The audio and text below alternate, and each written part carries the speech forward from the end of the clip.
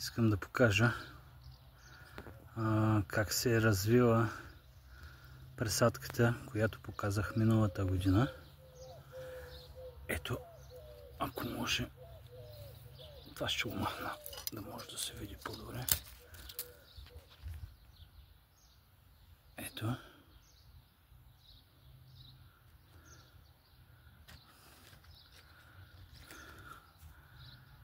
Перфектно зараснало, защото без никакви рани. Ето да покажа вече гроздето, как се цъфти. И всеки, който иска да го пробва, сега е момента, тъй като има много зелени литорасти, които се чистят при филизене.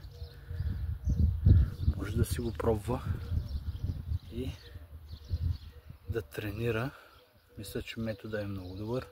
Просто трябва да се отлепя кората и няколко други неща, които съм показал. Това е точно същата пъпка, която вкарахме миналата година под кората. Мисля, че има и клип в YouTube. Съм го качил. Ако има въпроси, питайте.